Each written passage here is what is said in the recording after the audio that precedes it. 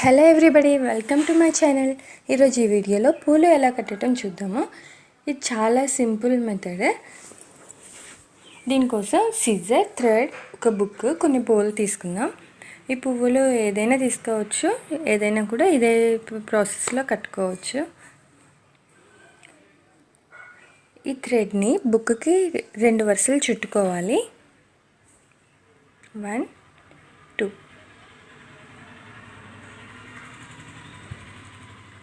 ఇలా సైడ్కి ముడి వేసుకుందాం.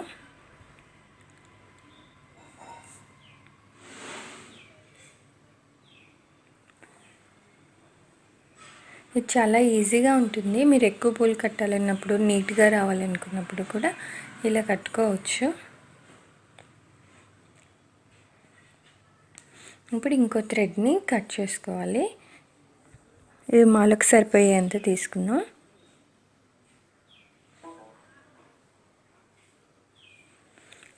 దీన్ని ఈ 2 థ్రెడ్స్ కింద నుంచి తీసుకొని ఇలా సైడ్కి ముడి వేసుకోవాలి.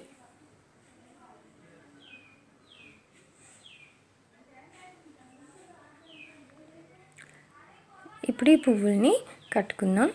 నేను వీటిని చిన్న చిన్న పువ్వుల్లా విడదీసుకుంటున్నాను. విడతీయకుండా డైరెక్ట్గా కూడా పెట్టచ్చు, కాకపోతే చాలా లావుగా వస్తుంది. అది గుమ్మానికి కానీ డెకరేషన్కి కానీ బాగుంటుంది.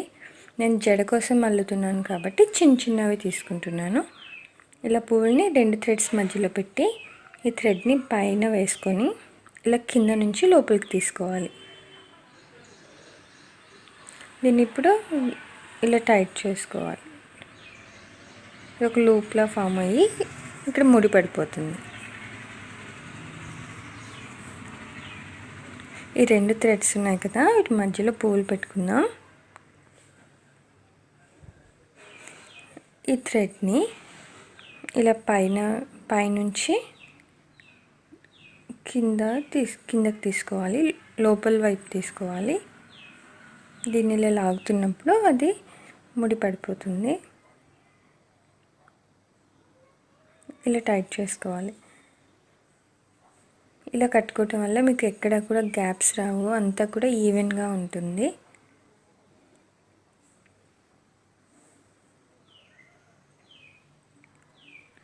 రెండు థ్రెడ్స్ మధ్యలో పెట్టుకుంటున్నాను.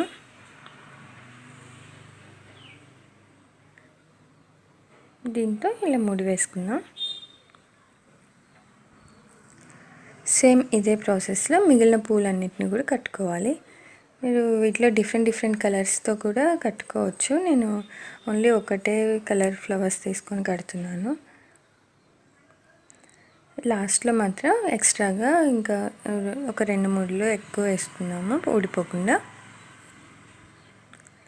మనకి మాల రెడీ అయిపోయింది. ఇది హెయిర్కి పెట్టుకున్నా చాలా బాగుంటుంది, పూల జడ కోసమైనా, లేదంటే దేవుడి ఫొటోస్కి పూజ కోసం పెట్టుకోవడానికి కూడా చాలా బాగుంటుంది. నేను హెయిర్కి పెట్టాను.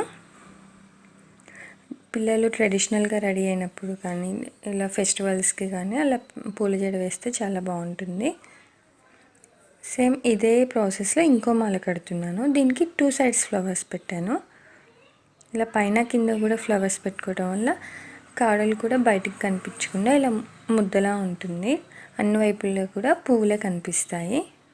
ఇలా కూడా కట్టుకోవచ్చు. ఇది కొంచెం లావుగా ఉంటుంది. ఇది కూడా హెయిర్కి కానీ పూజ కోసం కానీ చాలా బాగుంటుంది. మీరు ఇంకా పెద్ద ఫ్లవర్స్ తీసుకుంటే గుమ్మానికి కానీ లేదంటే విగ్రహాలకు కూడా పెట్టుకోవచ్చు.